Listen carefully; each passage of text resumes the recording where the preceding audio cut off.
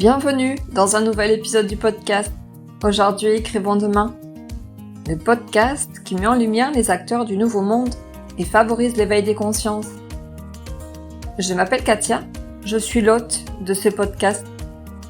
Je vous propose de découvrir comment des humains engagés et conscients participent aujourd'hui à la construction du monde de demain, le nouveau monde. Ils aspirent à un monde plus juste et plus respectueux du vivant. Ils se préoccupent des humains, des animaux et de l'environnement dans lequel ils évoluent et favorisent leur mieux-être. Tels des colibris, ils apportent leur pierre à l'édifice. Ils sont le changement que l'on veut voir dans le monde. Un vendredi sur deux, j'interviewe et mets en lumière l'un d'entre eux pour que vous puissiez connaître son histoire et son talent, comprendre qui il est, ce qu'il fait, comment il est arrivé à faire ce qu'il fait, savoir ce qu'il apporte à ce nouveau monde. Je vous embarque avec moi le temps de cette rencontre, en toute authenticité et humilité. Alors bonjour Luc Baudin, comment allez-vous ? Très bien et merci de cette invitation qui me fait vraiment très plaisir, Katia. Écoutez, c'est moi qui suis ravie de vous accueillir sur mon podcast. Je vous remercie d'avoir accepté mon invitation.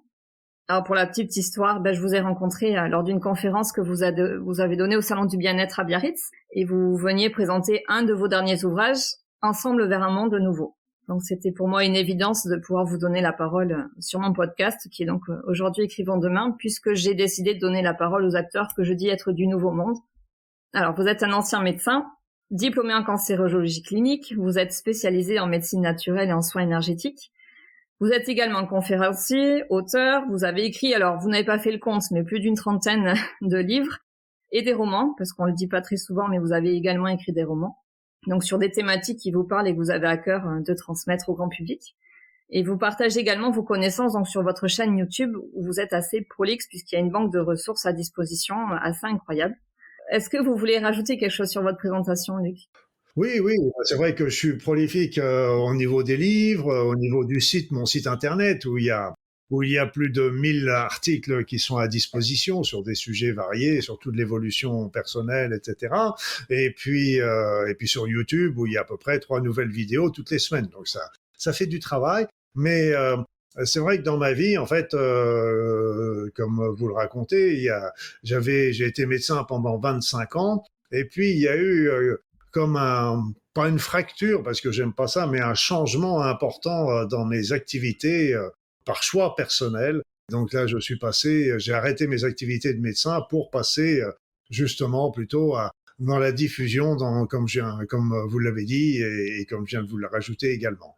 Alors, on peut effectivement se poser la question, qu'est-ce qui vous a fait passer de médecin généraliste à médecin spirituel, puisque vous parlez souvent de la médecine spirituelle ? C'est que pour le moment, maintenant, j'ai plus la casquette de médecin parce que je suis passé à autre chose, mais c'est vrai que, comme on dit, médecin un jour, médecin toujours, c'est un peu vrai aussi, et c'est vrai qu'il y a toujours...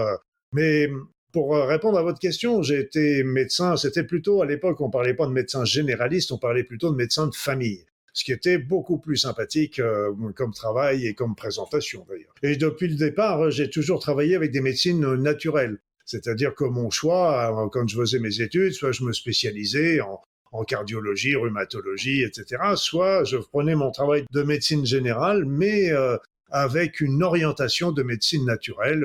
Je faisais l'acupuncture, l'homéopathie qui était reconnue par l'ordre des médecins à cette époque-là, et la sophrologie. Donc après ça, j'ai fait plein de formations qui m'ont amené une multitude d'informations complémentaires sur l'être humain, parce que chacune spécialité a toujours pour moi, c'était comme si chacune avait une pièce du puzzle, un petit peu, qui constitue l'être. Et puis un jour, pas un jour, mais à une certaine période, je me suis plus senti en adéquation avec mon métier. Le métier avait changé, il y avait des impositions qui avaient été faites qui me gênaient aux entournures. Tout avait changé, même les patients avaient changé, ils avaient changé d'état d'esprit, etc. Donc c'est ni bien ni mal, hein. C'est pas je suis pas là en train de dire le bon vieux temps, c'est pas du tout ça. C'était plutôt il faut bien s'apercevoir quand les choses changent. Et je me reconnaissais plus dans ce travail-là, et donc c'est là que j'ai décidé de changer mon fusil d'épaule. Et à ce moment-là, la première élément, c'était de transmettre. transmettre déjà toutes les informations que j'avais pu collectionner pendant 25 ans de pratique, ça en fait un bon nombre. Et puis après ça, mon idée était surtout de transmettre, et je continue toujours à transmettre des outils pratiques pour que chacun puisse devenir quelque part autonome. On aura toujours besoin de médecins, de thérapeutes, etc. Mais si on peut déjà se débrouiller sur un grand nombre de choses, et là, c'est un petit peu le travail, entre guillemets, parce que c'est même pas un travail, en ce sens que je suis mon chemin de vie, tout simplement. Alors, je voulais vous poser la question de quelle était la raison d'être de votre activité. Est-ce qu'on peut dire que c'est effectivement la transmission de votre savoir et pour autonomiser les patients ou les personnes, en tout cas, pour être en pleine santé? Oui, parce que pleine santé et le bien-être, la santé, le bien-être et l'évolution personnelle, c'est ça. Pour moi, tout va ensemble d'ailleurs. Et c'est vrai que quand pendant une période, j'avais le projet de lancer un centre de soins de médecine naturelle, en complément en particulier des traitements conventionnels pour les maladies graves. Mais c'était des compléments toujours. Moi, je ne suis jamais en opposition, je suis toujours dans le consensus, c'est-à-dire que je ne renie jamais mes 25 années de médecine conventionnelle. Mais mes patients, quand ils venaient me voir, ils savaient que si je leur donnais un remède conventionnel, c'est parce que je n'avais pas de remède naturel qui pouvait les solutionner leurs problèmes. Donc, ils savaient très bien que j'essayais toujours de trouver la solution la plus simple pour eux, mais je n'hésitais pas à recourir à la médecine conventionnelle quand il y avait besoin. Ça me paraît tout à fait normal. Donc, j'ai essayé de monter ce centre et ça ne s'est jamais fait, faute de financement. Et un jour, j'ai eu un flash qui m'est arrivé comme ça une nuit. Alors, me demandez pas pourquoi ça m'est arrivé en anglais, j'en sais rien, mais c'était do it yourself. C'est-à-dire plutôt que de faire les choses pour les autres, quand on fait dans un centre de soins, même dans une consultation, etc. L'idée, c'était justement d'apprendre aux personnes à le faire par elles-mêmes, qu'elles deviennent autonomes. Et c'est très intéressant parce que c'est un peu comme si quand on creuse un puits dans un pays, on revient l'année prochaine, et l'année suivante, il n'y a toujours qu'un seul puits. Mais si on apprend aux personnes à creuser un puits, l'année suivante, il y en a 20, l'année d'après, il y en a 100, etc. Et donc, ça me paraît pour moi, c'était beaucoup plus important parce que ça permettait de transmettre à davantage de personnes, tout simplement. C'est aussi reprendre notre responsabilité dans ce qui nous arrive. Ça prend de la responsabilité parce que pour moi, ce qui est essentiel, bien le comprendre, c'est que ce n'est jamais le médecin, ni le thérapeute, ni le psychologue, etc., qui guérit un patient. C'est le patient lui-même qui guérit. Nous, en tant que thérapeute, médecin, psychologue, etc., on va l'aider sur son chemin. Mais c'est lui qui doit faire le chemin, c'est lui qui doit travailler à son changement, parce que la maladie oblige à un changement aussi. Donc, changement dans son mode de vie, dans sa manière de penser, dans recherche recherche de sens de sa vie, sens de la vie, etc. Donc, c'est son chemin à lui qui va le mener à la guérison. Nous, on est là pour l'aider le mieux que l'on peut. Être un guide, un accompagnant, mais en tout cas, pas celui qui va venir résoudre les problèmes. Un guide, non, je dirais pas guide parce que justement, le guide risque toujours de donner une voie et c'est plutôt d'accompagner. Et c'est vrai que parmi mes patients, il y avait des patients qui faisaient des choix qui n'auraient pas été les miens. Mais je respectais toujours leurs choix et je les accompagnais, quel qu'était leur choix, pour les aider sur cette route. Il n'y a jamais de mauvaise route, il n'y a jamais de mauvais choix, il y a toujours des choix qui vont nous apprendre et nous faire évoluer, de toute façon.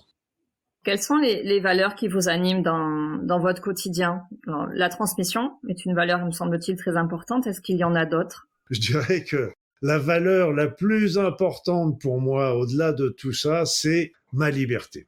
Ma liberté, et c'est pour ça aussi, au travers de ce que je viens de dire, c'est aussi de rendre les gens libres, rendre les personnes libres et autonomes. Et c'est ça, je veux dire, il faut que les personnes soient libres de tout, y compris de moi. Il n'est pas question du tout que je les enferme dans quoi que ce soit ou dans un quelconque prosélytisme, mais c'est d'abord la liberté et c'est à travers tous ces outils. Là, je viens de sortir aussi un livre sur l'éveil spirituel et j'insiste bien sur le fait que c'est un chemin individuel et les réponses que les personnes vont donner sont des réponses personnelles qui ne seront pas forcément les miennes.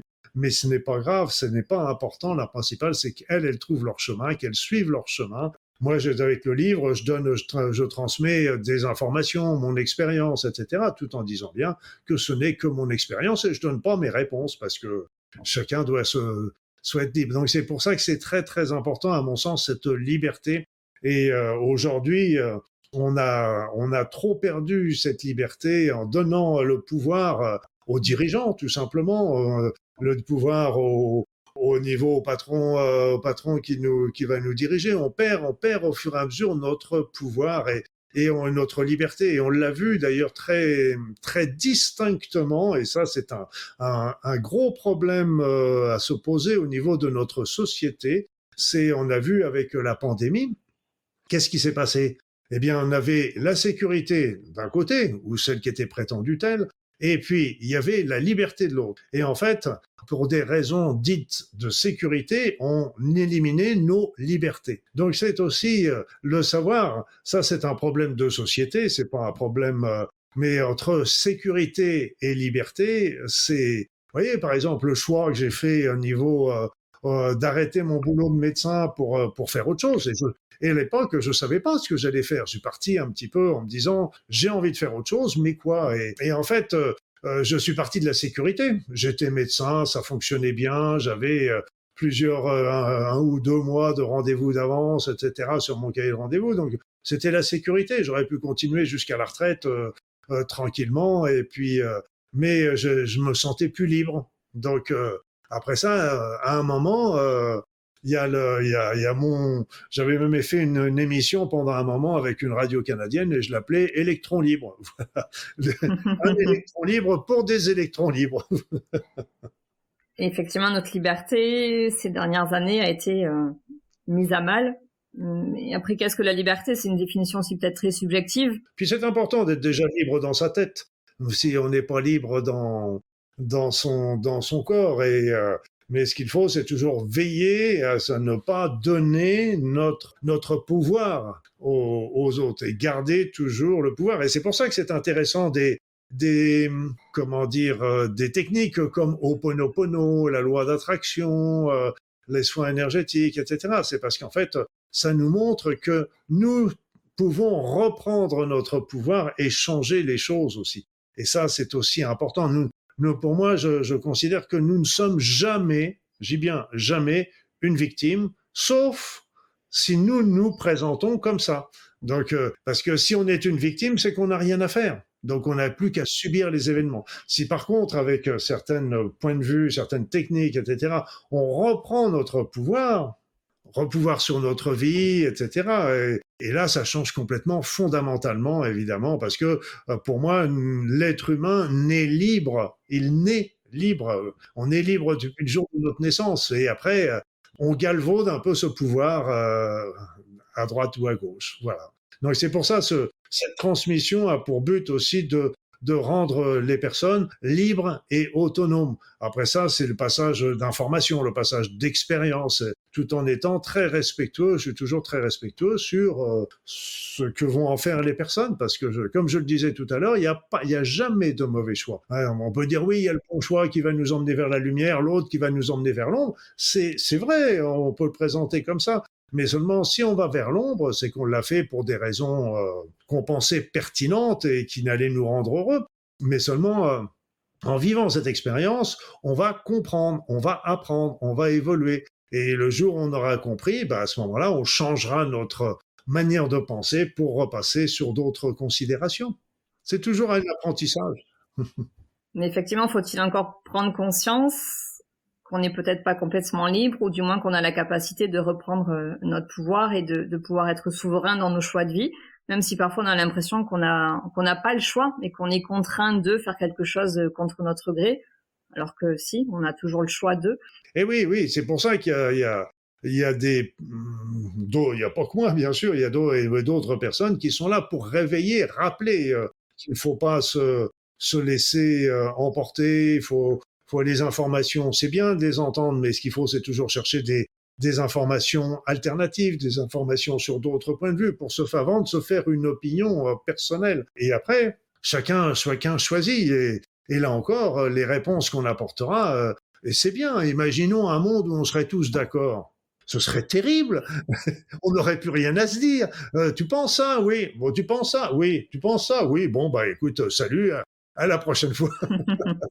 Et au contraire, le discours, le fait de pas avoir les mêmes points de vue, etc., ça nous fait des échanges et qui sont toujours enrichissants. Et c'est pour ça aussi que le mélange des individus, le mélange des populations, le mélange des niveaux sociaux, les mélanges des sexes, du féminin et du masculin. Et donc, tout est fait aujourd'hui pour nous séparer, alors que nous sommes tous faits pour être unis ensemble. Et on n'est pas jamais, le féminin et le masculin n'a jamais été en opposition. Ils ont été toujours en complémentarité. Ce sont des complémentarités. Et si on représente un peu comme la médecine naturelle et la médecine conventionnelle. Pour moi, c'est pas en opposition, c'est une complémentarité. C'est tout. Un consensus. Oui, on vit de plus en plus de clivages. Oui. Comme vous dites, on oppose sans arrêt des catégories de population, les hommes et les femmes. On est sans cesse en train de renforcer cette disharmonie qu'il peut y avoir entre nous. Eh oui.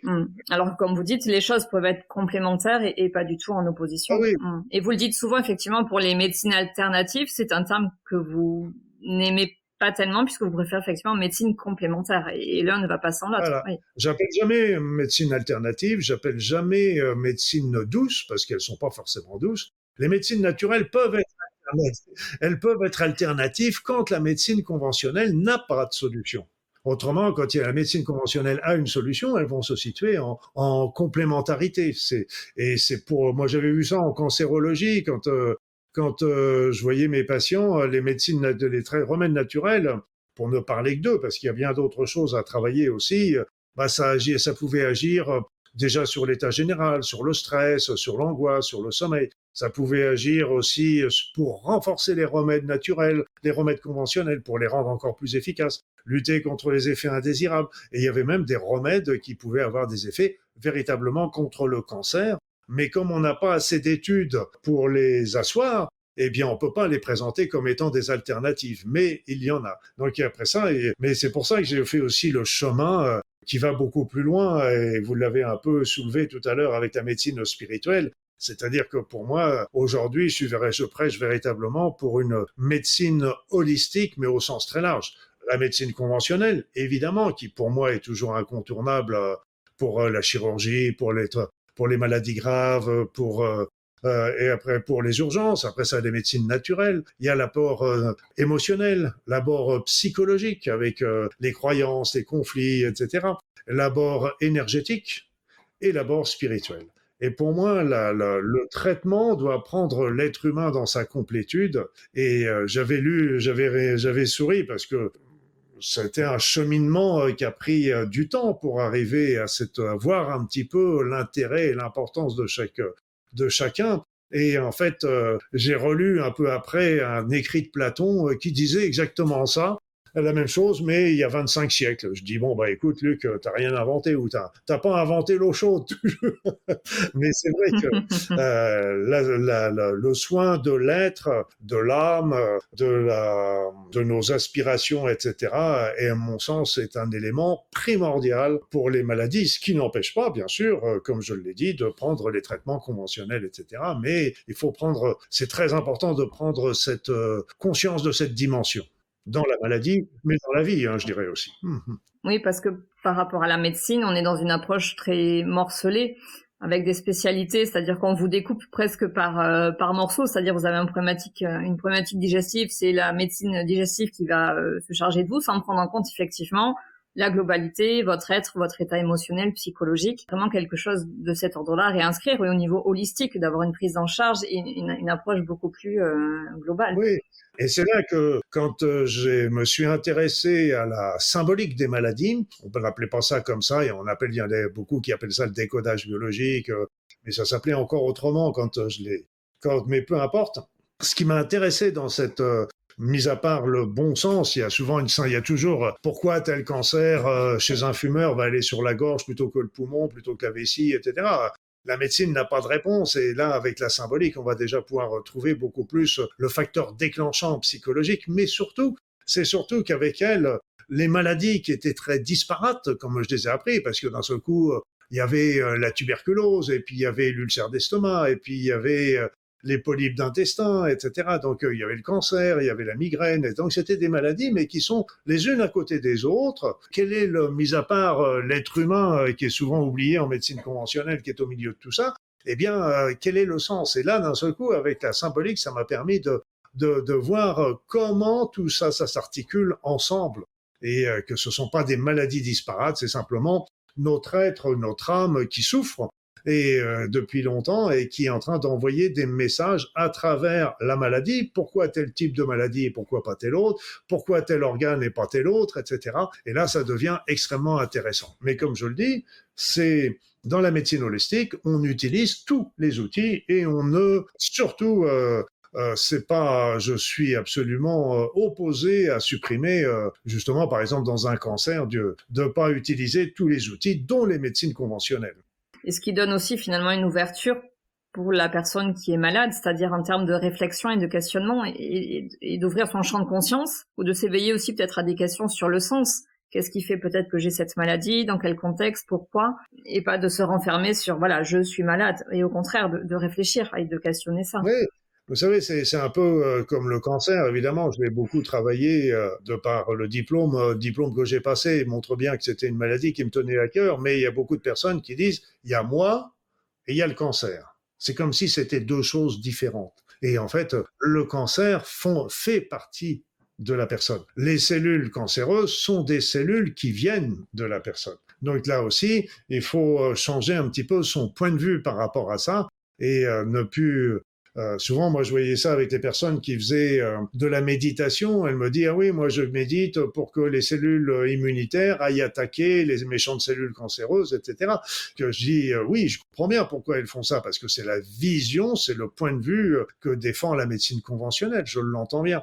Mais je leur dis, si vous considériez les choses autrement, on sait que les cellules cancéreuses, il y a un certain nombre de cellules qui sont ce qu'on appelle révertantes, qui naturellement ou avec certains remèdes, certains donc qui reviennent à une fonction normale. Et donc, si, je leur dis, c'est plutôt que de dire on va attaquer, etc. Et si vous envoyez plutôt de l'amour, de la compréhension, d'essayer de comprendre un petit peu pourquoi le cancer est arrivé, et de lui envoyer plein d'amour et de demander à ces cellules qui ont muté, qui sont transformées, de revenir un peu comme des enfants prodigues qui reviennent à la maison. Alors, je ne peux pas dire que sur le plan médical, parce qu'il y a toujours beaucoup de choses qui interfèrent sur une évolution, ça c'est clair. Donc, on peut jamais dire quoi a fait qui, etc.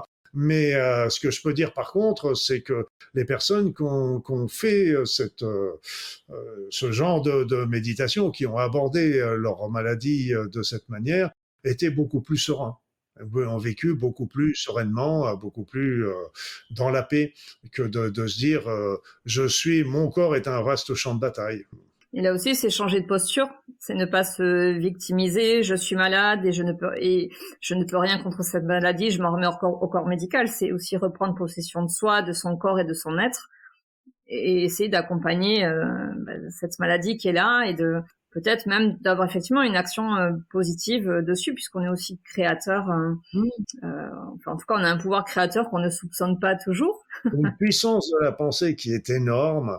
C'est pour ça que les chocs émotionnels, les symboliques, tout ça, ce ne sont pas les causes de la maladie. C'est pas la cause de la maladie, on est bien d'accord. Mais c'est le facteur déclenchant. C'est ça qui va faire que la maladie va se déclencher à tel moment sur tel organe. C'est vrai que la maladie, on n'aide pas les personnes justement en médecine conventionnelle en les laissant. Et les personnes sont la tête dans le guidon avec la chimio, la radiothérapie, la chirurgie, etc. Ce que je conçois 100%.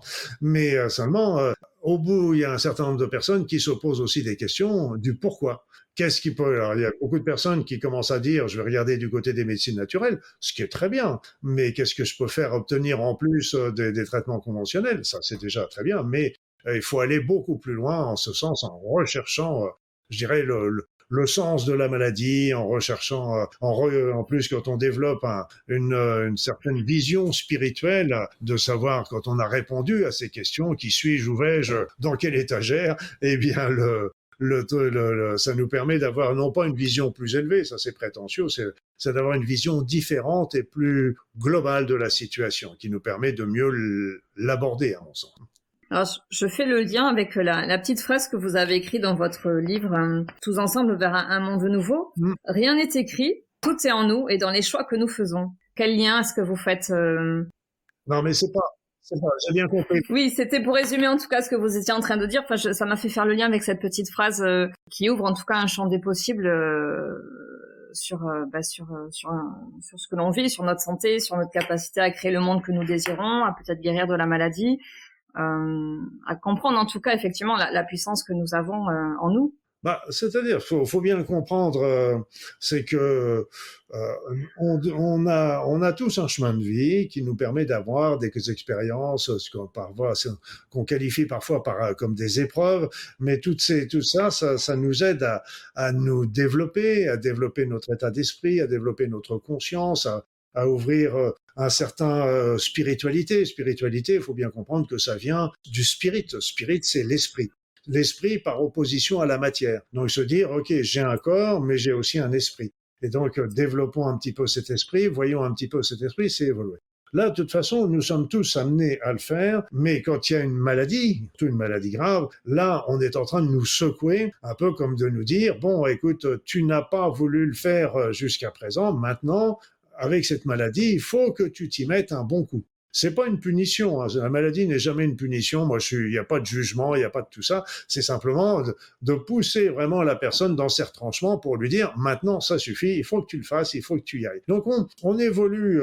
Et là, il y a les nouvelles énergies qui arrivent aussi sur la Terre et qui nous favorisent et ça. Il y a les énergies qui nous élèvent d'un côté. Il y a la situation mondiale qui nous fait baisser de l'autre. On est un peu tiraillé entre les deux. Mais l'idée, c'est qu'on doit suivre notre chemin, et c'est un chemin qui va, si on suit notre chemin de vie, et c'est ce que demande la maladie, de reprendre notre chemin de vie, rien d'autre. C'est pas plus compliqué que ça. Elle nous indique comment et pourquoi avec du côté pragmatique. Et le truc, c'est qu'à partir du moment où on suit notre chemin de vie, qu'est-ce qui se passe? Eh bien, on est heureux, on est dans le bonheur et on avance vers la lumière, c'est-à-dire vers les éléments essentiels que forme notre être. Donc la maladie nous pousse à faire ça, la vie nous demande de faire ça. Et les énergies nouvelles qui arrivent aujourd'hui sur la Terre nous donnent un carburant qui nous permet de faire ça encore plus facilement. Sauf que d'un autre côté, les situations de la vie actuelle a tendance à nous freiner d'une manière terrible également. Mais donc, ce qui est important à comprendre, c'est qu'il y a des personnes qui me disent, oui, mais demain, il y a moi j'ai travaillé pas mal sur les prophéties, sur les légendes, etc. On nous parle toujours d'un avenir magnifique, un âge d'or pour l'humanité. Mais bon, rien n'est fait. Ça va pas venir comme ça tout seul. Ça va pas se faire tout seul. C'est comme la guérison, c'est comme l'évolution personnelle. Et il faut que la personne prenne une part active là-dessus. Alors, si on veut changer le monde, eh bien, il y en a plein qui ont déjà dit ça d'une manière importante. Je dirais qu'il faut commencer tout simplement par travailler sur soi. C'est ça qui nous est demandé, de travailler sur soi. Parce que si on travaille beaucoup sur les autres et qu'on s'oublie soi-même, ça va pas le faire. Ça va pas le faire. Et on peut pas bien aider les autres si on n'a pas travaillé sur soi. Donc, et le truc, c'est qu'il faut jamais forcer les autres à quoi que ce soit. Donc, leur donner les différentes solutions, les différentes possibilités, mais c'est à eux de choisir. Nous, ce qu'il faut, c'est essayer de suivre notre route, évoluer, avancer, développer notre esprit, notre spiritualité, c'est selon ce qu'on veut. Et donc là, ça va nous pousser aussi vers des nouvelles pensées, des pensées plus humaines, je dirais, quelque part, d'égalité, de partage, de compréhension, de compassion, etc. Donc, on va changer à ce moment-là nos points de vue, notre manière d'aborder le monde. Et donc, il faut travailler sur nous. Et qu'est-ce qui va se passer à ce moment-là? C'est si on fait ça, on va se retrouver beaucoup plus en équilibre, beaucoup plus heureux sur notre chemin de vie. Et puis, les autres vont commencer à se poser des questions. Et ça peut, à ce moment-là, ce qu'on a fait peut aider les autres à faire de même s'ils le désirent. Et là, il faut jamais forcer personne à faire quoi que ce soit. Chacun est libre de suivre la vie qu'il désire. Voilà, donc c'est pour ça que je dis donc il faut bien savoir que rien n'est jamais écrit, même si des prophéties nous disent on va vers l'âge d'or, etc. Oui, mais l'âge d'or, est-ce qu'il va venir demain, dans un siècle, dans 1000 ans, dans 20 000 ans, dans 100 000 ans? On n'en sait rien parce que c'est à nous d'œuvrer pour qu'il arrive. Il va pas arriver tout seul, ça va pas nous arriver par parachute. Et si on veut le faire venir, eh bien, là, l'élément clé, c'est de travailler sur nous. C'est ça le plus important, c'est ça qui nous est demandé. Et puis après ça, si les autres demandent une aide, un soutien, etc., c'est bien, mais il faut toujours respecter leur libre arbitre, leur choix, leurs désirs, etc. Ça, c'est important. D'autant qu'on dit souvent que ce qui est à l'extérieur est une projection de ce que nous avons à l'intérieur de nous. Alors, quel conseil est-ce que vous donneriez à ceux qui nous écoutent pour travailler sur soi ? Comment évoluer, en tout cas dans sa manière de penser les choses, de voir le monde, d'agir, de se comporter. Comment est-ce qu'on peut... Vous savez, c'est un peu ce qu'on appelle l'éveil spirituel, qui est un gros mot à mon sens. C'est un gros mot. Oui, alors qu'est-ce que c'est C'est un très gros mot qui fait plus peur parce que d'un seul coup, on se dit où est-ce que je vais pouvoir, où est-ce qu'il y a le réveil pour mon éveil? Donc, le truc, c'est très, très simple. Hein, c'est très simple, l'éveil spirituel. C'est que tout simplement, nous sommes dans notre vie. Aujourd'hui, on a été formaté pour vivre dans cette société, pour gagner de l'argent, pour essayer de développer notre compte en banque, monter au niveau social, avoir une belle maison, une grosse voiture, etc. Tout ça, bon, on nous a fait croire que c'était le bonheur. Et en fait, arrive un moment où on se dit, bon, allez, je viens encore de changer 10 fois de voiture et je suis toujours pas, j'ai du plaisir pendant une semaine quand je la conduis, puis après, j'y pense même plus. Et donc, c'est pas le bonheur. Et donc, à un moment, on se dit, OK, on a le côté matériel, mais est-ce qu'il y a autre chose? Est-ce qu'il y a autre chose? Et c'est là que commence l'éveil spirituel, par le fait de se dire, est-ce qu'il y a autre chose? Qu'est-ce que c'est que la mort? Est-ce qu'il y a une vie après la mort? Est-ce qu'il y a une réincarnation? Est-ce que Dieu existe, etc. Donc, et là, on est beaucoup aidé d'ailleurs aujourd'hui, parce qu'avant, c'était toujours plus du domaine de la croyance, de la religion. Mais maintenant, on a la possibilité de faire un travail sur soi par la spiritualité individuelle. Et ça, moi, je trouve ça, moi qui suis un électron libre, ça me fait beaucoup plaisir d'être maintenant complètement en dehors de tout système religieux, mais je n'écarte pas les religions parce que des personnes ont besoin du cadre de la religion pour évoluer. Il n'y a pas de mauvais choix là encore. Mais il faut bien savoir qu'on peut le faire par soi-même. Et là, comme je le disais tout à l'heure, c'était un choix individuel, mais on va aller écouter, on va lire les textes sacrés des différentes religions, on va aller écouter les grands sages, on va regarder les philosophes, on va écouter des conférences, etc., qui vont nous faire avancer, mais c'est nous qui devons faire ce chemin. C'est ça l'éveil spirituel, c'est rien d'autre. Hein, c'est pas. Un jour, à un moment, on se dit bon, je suis pas là peut-être que pour avoir une grosse voiture et une belle télévision. Surtout que ça va pas suivre le corbillard. Le coffre-fort ne suit pas le corbillard.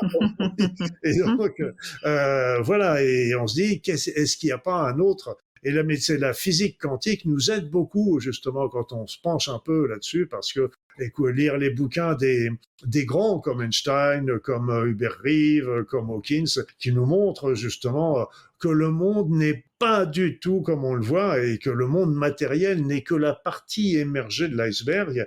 Et l'énorme partie, c'est une partie énergétique et spirituelle. Et spirituel, mais on peut presque y aller parce que c'est l'énergie et l'esprit hein, qui nous montre que c'est l'énergie et l'esprit qui est derrière la matière. Donc là, ça ouvre des grandes perspectives et qui nous permet. On avait beaucoup les croyances aujourd'hui. Maintenant, je dirais, on l'a pas encore la preuve de Dieu, mais on la touche, on la touche. Et justement, vous parlez de ces énergies massives que nous recevons en ce moment sur la Terre, et vous parlez d'ailleurs du taux vibratoire de la Terre dans ce livre dont je mentionnais le titre tout à l'heure. Pour ceux qui nous écoutent et qui ne sauraient pas et qui ne comprendraient pas ce que c'est que le taux vibratoire et ces énergies, qu'est-ce que vous pourriez en dire pour vulgariser un petit peu les choses? Oui, de toute façon, tout est simple. Hein. On vient déjà de préparer le terrain en disant que la matière est de l'énergie. La matière, c'est de l'énergie. C'est-à-dire que la physique quantique a montré que toutes les particules, c'est de l'énergie concentrée qui va former. Et la concentration va donner la matérialisation de la particule. Donc on est formé de milliards de particules, l'univers est formé de plein de particules, donc toutes les particules formées d'énergie, elles vibrent. On est bien d'accord. Et chaque particule vibre à des fréquences différentes. Hein. La fréquence d'un électron sera pas la même que d'un proton, d'un neutron ou d'un quark. Et donc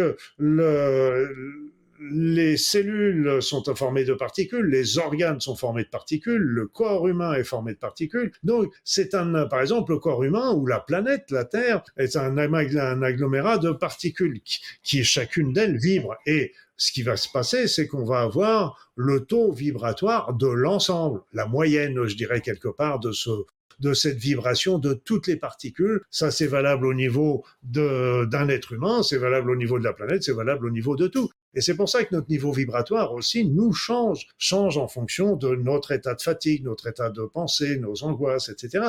Et le taux vibratoire de la Terre également va suivre. Et ce qui se passe aujourd'hui, c'est que ce taux, on pourrait dire le niveau, parce que le niveau vibratoire serait plus français que le taux, mais on parle beaucoup de taux, alors je vais rester sur le taux. Le taux vibratoire monte d'une manière très très importante. Il a commencé dans les années 80, mais il monte d'une manière très importante depuis 2-3 ans en fait. Et pourquoi il monte ?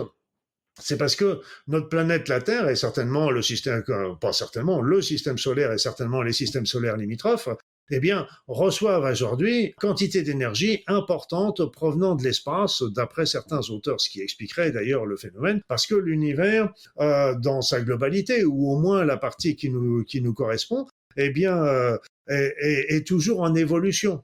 Tout bouge, rien n'est fixe, l'univers n'est pas fixe. Donc c'est pas un éternel cercle avec un éternel recommencement, c'est une spirale. Donc c'est une spirale qui est ascendante et l'univers, et lui aussi, monte au niveau de la conscience et la conscience des êtres qui l'habitent. Et là, on s'oriente dans une période où on passe une nouvelle étape de son niveau de conscience. Donc tout monte. Le niveau vibratoire monte au niveau de l'univers et il envoie de l'énergie sur la Terre et il envoie l'énergie aussi à tous les êtres humains qui sont appelés, s'ils le veulent, à suivre cette évolution. Et s'ils montent leur niveau vibratoire, à ce moment-là, ils vont ouvrir leur esprit, ils vont ouvrir leur cœur, ils vont ouvrir leur conscience. Et là, si on est nombreux à le faire, on peut créer un monde merveilleux pour demain. Mais comme je le disais, ces énergies, c'est pas elles qui vont le faire pour nous. C'est-à-dire que c'est comme de mettre de l'essence dans sa voiture. On met de l'essence, c'est le carburant, mais c'est pas ça qui fait avancer la voiture si on fait pas tourner le moteur. Donc là, c'est à nous de faire tourner le moteur en désirant. Alors on le veut pas. Il y a pas de mauvais choix. Chacun le fera comme il veut. Voilà. Donc c'est un petit peu brièvement résumé le pourquoi de ce taux vibratoire qui monte actuellement. Et donc, ça incite, on est dans une période véritablement de transition. C'est une évidence. Transition, on la voit sur le plan matériel, parce qu'on sait très bien que le monde de demain ne sera jamais comme il a été il y a encore 3, 4, 5, 10 ans. C'est fini tout ça. On voit bien qu'on va vers un monde multipolaire, on va vers des changements complets. Les pays prennent une autonomie individuelle. Et c'est très bien. Il faut une émancipation du passé. Il faut purifier ce passé parce que quand on voit encore toutes ces charges qu'il peut y avoir au niveau, ne serait-ce qu'en France, mais partout dans le monde, des charges du passé colonial, mais il est temps de s'en sortir de ça parce que et qu'on marche tous ensemble vers l'avenir et on est tous frères, on est tous égaux et comme on dit toujours, quand on regarde de l'espace, la Terre, c'est bizarre, on voit pas les frontières. Je me posais une question. Je ne sais pas si vous allez pouvoir y apporter une réponse. Vous dites que le taux vibratoire a augmenté drastiquement ces dernières années et on vit des événements mondiaux particulièrement, on va dire, catastrophiques. Si on prend la première partie de votre livre, on est plutôt tenté de tomber dans la dépression. Est-ce qu'il y aurait une corrélation, à votre avis, entre l'augmentation de ce taux vibratoire et les événements mondiaux que l'on vit? Alors, je sais pas s'il y a une réponse ou pas apportée à ça, mais je me suis posé la question. Est-ce qu'au plus, on vit des énergies très puissantes et en plus, on vit une déstructuration de nos sociétés, du secteur de la santé, de l'éducation, je me demande s'il y a un parallèle ou un lien à faire entre les deux. Il n'y a jamais de hasard. Il y a toujours des synchronicités. Et ce qu'il faut bien comprendre, c'est qu'à partir du moment où ça monte d'un côté, ça descend de l'autre. C'est la dualité. C'est toujours ainsi que ça se passe. Alors ça, on peut présenter ça sur le plan énergétique. C'est toujours cette dualité Et c'est toujours là où se situe le libre arbitre de chacun. C'est ça et c'est une des lois de l'univers, c'est le respect du libre arbitre de chacun. Et c'est pour ça que quand notre libre arbitre n'est pas respecté, là, ça enfreint quelque part une règle de l'univers et celui qui le fait peut être sanctionné. Après ça, on peut présenter ça d'une manière différente encore, d'une manière plus matérielle. Matérielle dans le sens que on peut se dire que il y a une connaissance d'un certain nombre de personnes qui savent que nous sommes appelés à ce lendemain de lumière, à une ouverture de conscience, etc. Mais certains peuvent avoir décidé de continuer de bénéficier de ce qu'ils ont eu, du contrôle qu'ils ont eu sur nous ces dernières années, ces derniers siècles. Donc, je ne rentrerai pas dans les détails, chacun verra un petit peu ce qu'il en est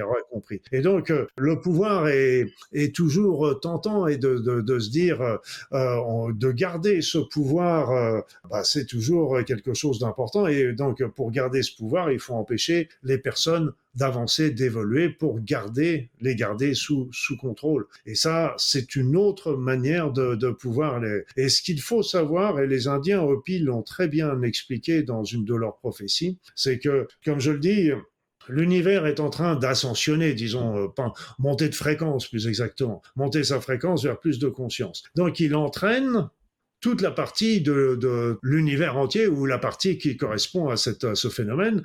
Il entraîne tout l'univers, toute cette partie-là. Mais, donc, la Terre est appelée à suivre ce mouvement. Mais là où ça peut, c'est qu'il peut y avoir dans ce mouvement général, il peut y avoir des freins locaux, des freins locaux. Un frein local, pardon. Et donc, ayant un frein local, ça peut être justement à cause des pensées, comme ils disent dans les Indiens Hopi, les pensées désordonnées des êtres humains. Donc quand on est dans la haine, dans la guerre, dans la rancœur, dans la peur, eh bien tout simplement, tout ça va avoir comme conséquence de faire générer des pensées très négatives au niveau de l'ensemble de l'humanité, et ça peut faire à ce moment-là que la Terre ne suive pas le mouvement. Puisque ça fait baisser ça nous fait baisser les vibrations. Ça fait baisser les vibrations, et ça fait que la Terre, l'univers va le faire, il va suivre le mouvement, lui, avec ou sans nous, il va le suivre, mais il peut très bien y avoir un frein. Et donc c'est pour ça aussi qu'on peut se dire peut-être que certains veulent absolument appuyer sur le frein parce que un jour ou l'autre on suivra ce mouvement. Donc on peut le suivre maintenant, oui, le suivre maintenant. Mais s'il y a un frein, le frein il va bloquer pour combien de temps? 1 an, 1 siècle, 1000 ans, 10 000 ans? On n'en sait rien. Mais pour le moment, donc et nous, il faudra qu'on attende le prochain train qui peut mettre du temps avant de venir. C'est clair. Donc c'est pour ça que le mouvement est lancé, mais d'un autre côté, il peut y avoir un frein local, justement, avec tous ces événements qui peuvent arriver. Moi, je suis affolé de voir comment tout ça s'enchaîne les uns après les autres. Et quand il y a un mouvement qui se calme, il y en a un autre qui arrive. Et moi, je râlais particulièrement quand il y avait la réforme des retraites. Je dis, bon, peut-être qu'il y a besoin, moi, j'y connais rien, je vais pas juger là-dessus, mais peut-être qu'il y avait besoin d'une réforme des retraites. Mais est-ce qu'on avait véritablement besoin de la faire alors qu'on venait juste de sortir de l'histoire du Covid, alors qu'on venait juste avec la guerre en Ukraine? On avait besoin de respirer un peu, de souffler. Et on pouvait reporter un petit peu peut-être cette réforme de quelques mois, de quelques années, histoire de laisser un petit peu le calme arriver par rapport à ça. Donc c'est pour ça, mais tous les événements s'enchaînent et ça nous laisse pas le temps de respirer, mais surtout, le pire de tout, c'est que ça pourrait, si les personnes ne font pas attention, ça peut les empêcher de réfléchir. Et ça, c'est ce qu'on a vu avec le confinement. D'un seul coup, on avait du temps pour réfléchir, et il y a beaucoup de personnes qui ont fait des évolutions très importantes au cours de ce moment. Mais quand il y a les événements qui s'enchaînent aussi bien à l'échelon personnel que général, on n'a plus le temps de réfléchir. Et la deuxième chose, qui est son corrélat, c'est la peur. C'est que ça met toujours sur la peur. La peur de l'inflation, la peur de l'intelligence artificielle qui va nous prendre notre travail. Ça, c'est juste aussi. On peut avoir des craintes là-dessus. La guerre en Ukraine, est-ce qu'il va y avoir une guerre à Taïwan? Voilà, donc et la guerre nucléaire et la prochaine pandémie. On nous parle toujours de nouveaux virus qui apparaissent ici et là et partout première fois, toujours une notion de peur. Et ce qu'il faut savoir, c'est que cette peur nous amène vers la séparation, la division plus exactement, et puis en plus ça nous éloigne, c'est ce qui nous éloigne le plus de l'amour tout simplement. Quels conseils vous nous donnez justement pour ne pas se laisser emporter dans cette spirale anxiogène, hein, parce que comme vous dites, on est comme acculé, on n'a pas le temps de respirer, ça s'enchaîne, ça se cumule. Effectivement, on parlait de la réforme des retraites, est-ce que c'était un écran de fumée? Comment est-ce qu'on peut faire justement pour préserver l'énergie, augmenter son taux vibratoire, ne pas se laisser emporter par tout ça? Comment vous faites, vous? Parce que quand on vous voit, vous êtes dans un optimisme constant, du moins c'est ce qui transparaît de vous quand on vous écoute et quand on vous lit. Comment vous faites? C'est vrai que je suis un éternel optimiste, parce que moi j'adorais quand j'étais gamin, il y avait une définition de l'optimiste et du pessimiste. C'est que l'optimiste croit vivre dans le meilleur des mondes et le pessimiste craint que ce ne soit vrai. Donc, on vit pas dans le meilleur des mondes actuellement, mais et ça fait partie de mon travail, je dirais aujourd'hui, c'est d'œuvrer pour justement que les esprits s'ouvrent, les cœurs s'ouvrent et qu'on puisse tous ensemble générer un monde de demain merveilleux, parce que en fait chacun va apporter sa pierre. Il y en a pas un qui va apporter une grosse pierre et l'autre qui va apporter une petite. On apporte tous la petite pierre à l'édifice, et donc ça c'est très très important de ça. Et moi la première chose que j'ai faite, et ça fait des années que je ne regarde plus la télévision, par exemple. Je ne regarde plus la télévision. Je regarde des films, oui. Les informations, je les ai sur Internet, et je sélectionne à ce moment-là les informations qui m'intéressent. Je vais regarder aussi les informations, des points de vue différents sur le sujet pour me faire une opinion. Et puis, je prends du temps aussi pour méditer, pour me recueillir, pour me promener un peu dans la nature, etc., pour me recentrer. Et ça, c'est très important. Et puis après, l'éveil spirituel, c'est un peu le déclencheur, comme je vous l'ai dit tout à l'heure. C'est d'un seul coup, on se pose des questions. Est-ce qu'il y a quelque chose d'autre, à un autre niveau, etc. Mais c'est ce cheminement de la spiritualité, pour garder ce mot-là qui est très galvaudé, malheureusement, ce cheminement, il se fait toute sa vie, hein. Et toute notre vie, on va continuer. Et aujourd'hui, je crois sincèrement, je pense sincèrement qu'il y a des choses qui sont justes dans ce que je pense, mais peut-être que dans 10 ans, il y aura des choses qui auront certainement bougé. Donc c'est important, c'est de pas se laisser enfermer. On a déjà suffisamment avec le quotidien, avec les choses, le travail, les enfants à l'école, les courses à faire, etc., et les factures à payer. Donc, n'en rajoutons pas trop en regardant la télévision, mais tenons-nous au courant, c'est important. Et puis, ce qui est important, c'est aussi pour monter ce niveau vibratoire. Bien sûr, avoir une hygiène de vie, une vie saine, une bonne alimentation. Oui, c'est vrai pour la santé, c'est vrai pour tout. L'alimentation, par exemple, si vous avez une mauvaise alimentation, on sait que ça va vous apporter des problèmes de santé. Ça, ok. Mais si vous avez une bonne alimentation, ça vous garantit pas la santé pour autant. Une hygiène de vie est importante, mais le plus important, à mon sens, c'est de travailler justement et c'est là les outils que je transmets pour aider justement là-dessus, c'est gérer son stress.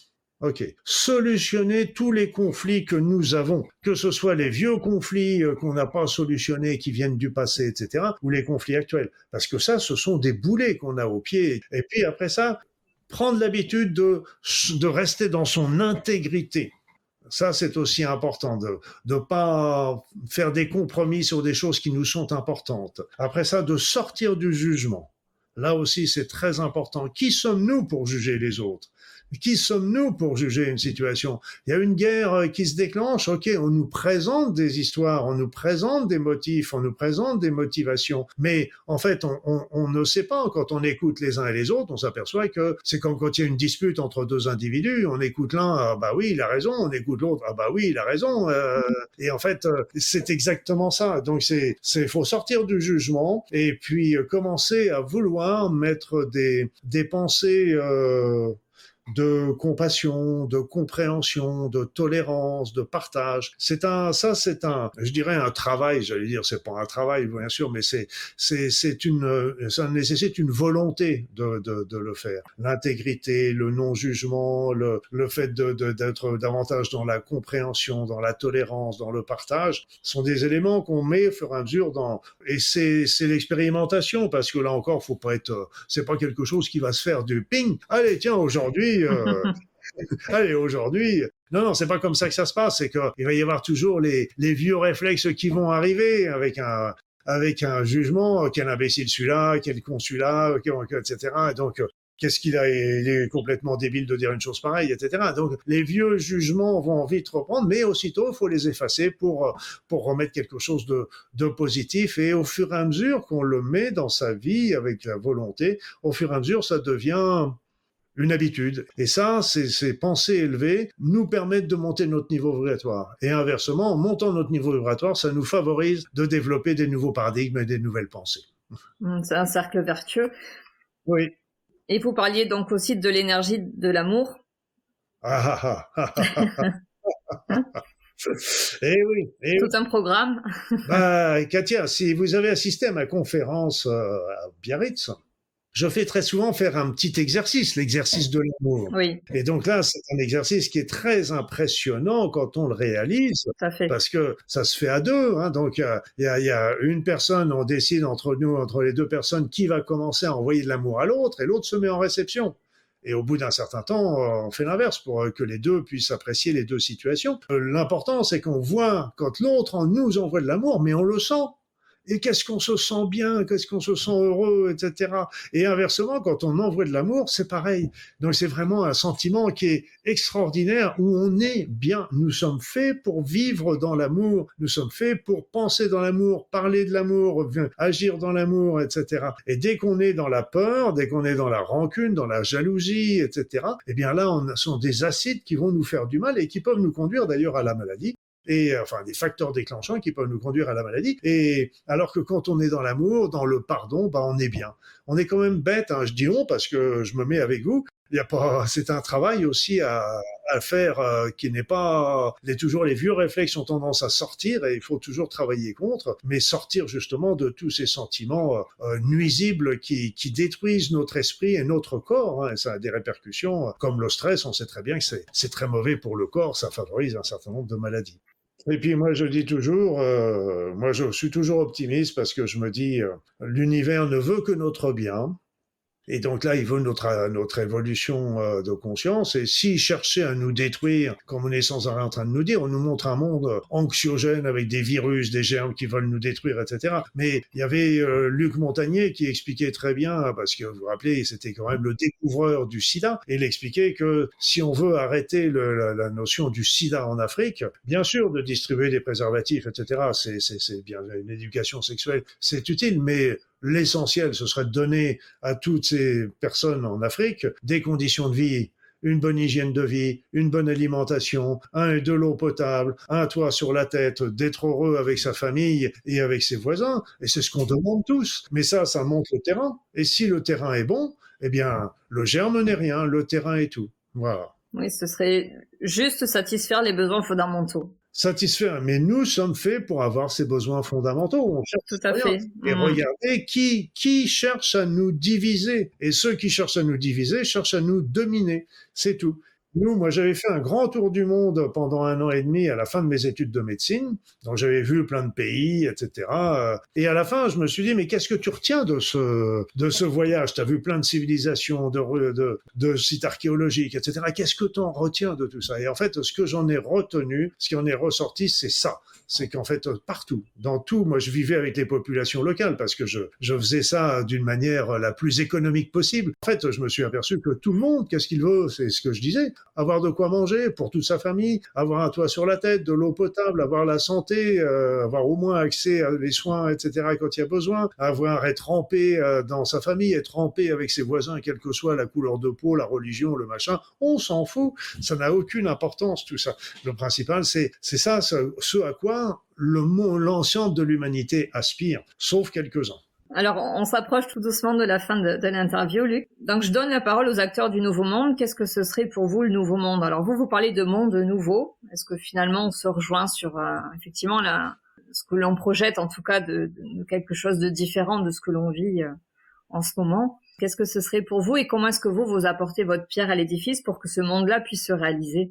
Là, j'ai expliqué un petit peu comment j'apporte ma pierre à l'édifice. Oui. Là aussi, je fais des soins énergétiques intemporels. Il y en a une bonne à disposition de tous et on peut les faire et les refaire. Et ils sont toujours aussi efficaces, quel que soit le moment où on le fait. Je fais des rassemblements aussi pour que les personnes viennent se recueillir, méditer, prier selon leurs croyances pour que la paix et l'amour arrivent sur cette terre et se développent sur cette terre. Donc tout ça, c'est des éléments sur lesquels je travaille. Et ce qu'il faut voir aussi, c'est que parallèlement à ça, les énergies montent, mais il y a aussi des nouvelles capacités chez l'être humain qui sont en train de se développer, qui est à l'état de jachère, un peu comme la télépathie, la téléportation, la clairvoyance, le ressenti, tout ça c'est y été, mais c'est démultiplié aujourd'hui. On peine à imaginer de quoi sera fait le monde de demain. Le monde, ce sera un monde, imaginez un monde où il y aurait la télépathie.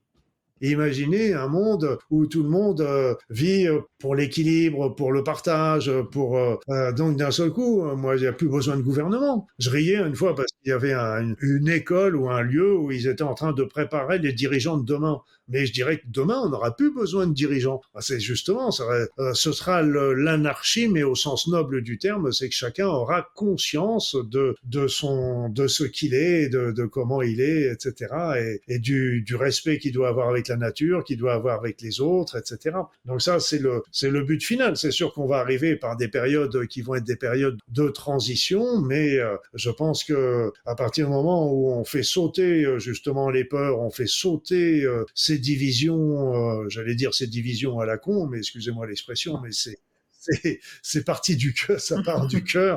Eh bien, d'un seul coup, et qu'on n'arrive pas à... Et là, c'est un petit peu comme les problèmes d'immigration, bien sûr. Moi, si j'étais un Africain, je prendrais un bateau pour venir en France. C'est une évidence. Alors, d'un autre côté, la France, elle peut pas accueillir tout le monde, mais malgré tout, il y a des efforts aussi à faire de ce côté-là. Et je dirais, l'élément, à mon sens, qui serait le plus logique, il y a l'urgence par rapport à ce qui se passe, mais il y a l'autre côté, c'est que pour comment lutter véritablement contre l'immigration, eh bien, c'est tout simplement d'aider ces pays à se développer. Parce qu'à partir du moment où eux, ils seront développés, ils auront de quoi manger, ils auront de quoi avoir du travail, etc. Donc, à partir du moment où ces pays se seront développés, et les populations n'auront plus l'envie, ou il y en aura beaucoup moins qui auront l'envie et c'est là la véritable solution. Pour le moment, la France en particulier a été toujours une terre d'accueil. Pour moi, il y a le mélange de population, mais je dis bien mélange. C'est ça le problème, à mon sens, c'est qu'il faut pas créer des ghettos avec ghettos de personnes qui viennent de tel pays, l'autre de tel autre, etc. Non, il faut vraiment que ce soit un mélange. Moi, j'habitais dans un quartier à Paris, je me rappelle plus du numéro du quartier, mais c'était du côté du Père-Lachaise, etc., il y avait beaucoup de populations différentes, mais qui étaient toutes mélangées. Et je trouvais ça génial, parce qu'on trouvait le restaurant africain, le restaurant mexicain, le restaurant... Et il y avait des petits magasins qui étaient pareils, etc. Et tout le monde était ensemble, et je trouvais ça génial. C'était, moi, je trouve... On est fait pour ça. C'est comme ça. Et il y a un outsider, il y en a même plusieurs. L'outsider sont les nouveaux enfants, les nouveaux types d'enfants qui apparaissent sur cette terre. Et c'est pas nouveau parce qu'ils apparaissent maintenant depuis 40 ans. Et donc, ils sont au nombre de plus en plus important avec ce qu'on appelle les HP, les autistes, les hyperactifs, etc. Ce sont des enfants inadaptés, oui, mais inadaptés à notre société, mais pas à la société de demain. Ils nous préparent d'ailleurs quelque part à la société de demain. Et il y a un autre outsider, lui, qui m'inquiète un peu plus, c'est l'intelligence artificielle. Donc voilà, là aussi, c'est un outsider. Certains parlent aussi d'un troisième outsider, qui serait des extraterrestres, qui pourraient venir aussi interférer sur tout ça. Mais là, c'est encore une autre histoire, et ça nécessiterait encore du temps pour développer. C'est ça fera l'objet d'un autre podcast. En tout cas, ce sont des sujets bien intéressants, effectivement, parce que vous abordez effectivement la question de l'IA aussi dans votre livre. Et c'est peut-être comme tout, c'est aussi ce que l'on en fait peut-être. Mais bon, en tout cas, on peut se poser la question de l'évolution de l'intelligence artificielle et de l'apport et des risques que cela aura dans notre vie. Bah, l'intelligence artificielle, pour dire simplement mon opinion, c'est qu'elle elle sera ce qu'on en fera. C'est-à-dire que si on la considère, et comme on va encore la considérer, ça je le vois grand comme une maison, comme un sous-fifre, parce qu'on va considérer que c'est nous qui l'avons créée, donc elle doit être aux ordres, ça va risque de mal se passer. Si par contre on considère qu'elle va développer un esprit, elle va développer une conscience, et cette conscience sera différente de la nôtre. Et si on travaille de concert, là, d'égal à égal, là, on pourrait peut-être faire des choses qui seraient très, très intéressantes. Et ça dépend, là encore, ça va être de la manière dont on va l'aborder. Et c'est un peu comme quand on part dans l'espace, on va dans la conquête de l'espace. Alors là, déjà, oui. On est déjà mal parti. Avec le mot conquête, voilà. C'est l'univers est conscience, hein, donc on peut le conquérir. L'importance des mots. Est-ce qu'il y a une question que je ne vous ai pas posée, que vous auriez aimé que je vous pose? Bah là, on a fait déjà un tour d'horizon important. C'est surtout, non, on n'a pas même parlé de l'évolution personnelle, de la mission. Beaucoup de personnes se posent la question de savoir qu'est-ce que c'est que leur mission. Donc déjà, le mot mission, je l'ai supprimé parce que c'est fallacieux. Ça peut emmener à faire croire que c'est le but, le but final un petit peu, mais c'est pas ça. La mission, c'est le chemin, tout le chemin qu'on va parcourir au cours de notre vie jusqu'au moment de notre mort. Et donc ça, c'est ça avec toutes les expériences qu'on va apprendre, des épreuves qu'on va traverser, mais pourquoi cette expérience va devenir une épreuve pour nous et pas pour le voisin, tout ça c'est à nous de le travailler. Et je dirais aussi que il est très important de suivre ses aspirations, de suivre ce qu'on a vraiment au fond de soi, et c'est très important de développer ça, parce qu'autrement ça nous ronge, et ça peut véritablement conduire à des troubles, à des problèmes de santé, etc., parce que nous ne sommes pas heureux, en fait. Et un point important à bien comprendre, c'est que quand on a tous des rêves, on a tous des choses, je dirais, je parle pas de la belle voiture ou des vacances, des prochaines vacances que vous allez passer, ça sont des rêves, certes, mais ce sont des rêves éphémères, locaux, mais l'élément, c'est plutôt de se dire, suivre ses aspirations. Et ce qui est important, pour suivre ses aspirations, on peut suivre ses aspirations en ayant un métier qui nous fait gagner notre vie pour payer l'appartement, l'étude des enfants, etc. Donc on peut le faire, mais installer à côté les choses qui véritablement répondent à notre cœur. Et ce qui est important à bien comprendre, et moi je l'ai vu au travers de mon parcours, on a des aspirations, et l'erreur à ne pas commettre, c'est de se dire je vais attendre les opportunités pour faire. Et c'est exactement l'inverse. Il faut faire pour avoir les opportunités. Et c'est comme ça que c'est fait. Donc, on a envie de faire quelque chose. Bien, comme je dis, on peut faire un métier, ok, qu'on continue, et commencer à monter ce quelque chose en parallèle, à côté. Et puis, on verra bien avec la vie, avec le temps, avec les années, un petit peu où est-ce que ça nous mènera. Donc, just do it, faites-le, faites vos rêves, et puis mettez-les en place tranquillement. Et après ça, les barrages, vous en aurez toujours, les barrages à partir des personnes qui vous entourent, qui vous diront que c'est n'importe quoi, machin, etc. Il y a les barrages que vous avez en vous. Ah oui, mais j'ai peur, j'y arriverai pas, je suis trop petit, machin, etc. Tout ça, il faut les surmonter et mettre ça en place tranquillement. Bah écoutez, moi je vous ai pris au mot, puisque je vous ai sollicité pour participer à mon podcast. Voilà, un petit peu d'audace et puis votre disponibilité, puis on est là aujourd'hui à échanger ensemble, donc encore merci.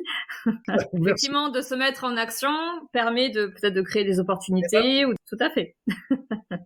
Sinon, j'aurais certainement pas été sonné à votre porte pour dire tiens, et si on faisait un podcast. C'est ça, donc merci. Pour finir, j'ai un petit jeu à vous proposer. Vous vous souvenez peut-être avoir joué au portrait chinois? Si vous étiez, 3 petits points. Allez-y. Alors, si vous étiez un plat, Luc, lequel seriez-vous? Si j'étais un plat. Je suis bien un Français. Le steak pomme frites me va très bien. D'accord. Si vous étiez, pardon. J'étais parti.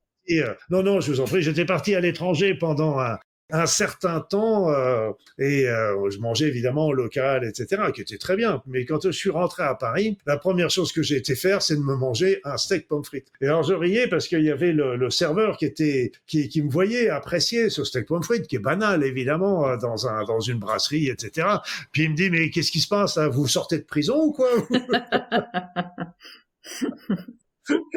Les plaisirs simples de la vie. Exactement. Si vous étiez un livre, lequel seriez-vous? Un livre. Un livre, un livre, un livre. Ben, il y a toujours, il y a le Courant miracle qui m'a beaucoup plu. C'est un livre qui prend beaucoup de temps parce que c'est un gros pavé. Il faut pas vouloir tout lire d'un seul coup, mais j'aime bien ces livres où on peut feuilleter, prendre une page ou faire un petit chapitre de temps en temps, etc. Et parce que j'aime bien les livres qui me poussent à réfléchir. Je dis pas qu'ils ont raison, mais ça me pousse à réfléchir. D'accord. Si vous étiez un dicton ou une devise ou un proverbe? Ah bah moi il y en a un qui m'est venu comme ça, c'était votre cœur connaît la route, aurez-vous le courage de le suivre?